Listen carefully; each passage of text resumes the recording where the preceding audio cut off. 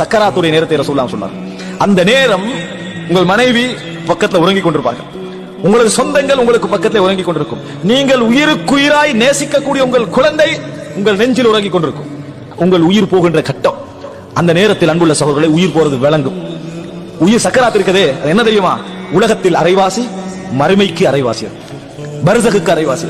உலகத்துக்கு அரைவாசி உங்களுக்கு விளங்கும், மறுமைக்கு அரைவாசி விளங்கும். நீங்க உலகத்தை விட்டு முழுசா போகல, ஆனால் அந்த குழந்தையை அணைச்சி நான் மௌத்தாக போகிறேன் என்ற ஒரு செகண்ட் சந்தர்ப்பம் உங்களுக்கு கிடைக்காது, சொல்வதற்கு சொல்ல முடியாது. நீங்க மரணத்தை உணர்வீர்கள், சொல்ல முடியாது. மனைவியின் கையை பிடித்து நான் மரணிக்க போகிறேன் என்ற செய்தி உங்களுக்கு சொல்ல முடியாது. அவர்கள் பார்த்தால் கஞ்சாடை தான் ஒரு வகையில் உங்களுக்கு என்ன செய்யலாம், காட்டலாமே தவிர வேற எந்த அசைவும் உங்களுக்கு இருக்காது.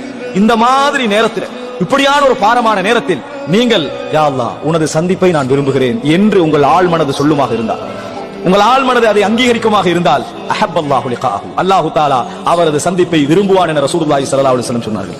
அந்த நேரம் எனது குழந்தை, எனது மனைவி, எனது இன்பங்கள், எனது வேலைகள், நான் மௌத்துக்கு விருப்பம் இல்லை என்பது போன்ற உணர்வுகளை நீங்கள் வெளிப்படுத்துவீர்கள் என்று சொன்னால், கரிஹல்லாஹு லிகாஹு, அல்லாஹ் அவரது சந்திப்பை வெறுப்பான். நீங்க என்ன உணர்வோடு வாழணும்? என்னை படைத்தவனை நான் சந்திக்க போகிறேன், எனக்கும் இந்த மகனுக்கும் மனைவிக்கும் உறவை ஏற்படுத்தியவனை சந்திக்க போகிறேன். திருப்பி அவன் ஏற்படுத்த மாட்டானா? ஏற்படுத்துவான். அவன் தான் எனக்கு காஹிர், என்னை அடக்கி ஆளக்கூடியவன் என்கின்ற எண்ணம் நமக்கு வருமாக இருந்தால், அஹப்பல்லாஹு லிகாஹு, அல்லாஹு தஆலா அவரது சந்திப்பை விரும்புவான் என சொன்னார்கள்.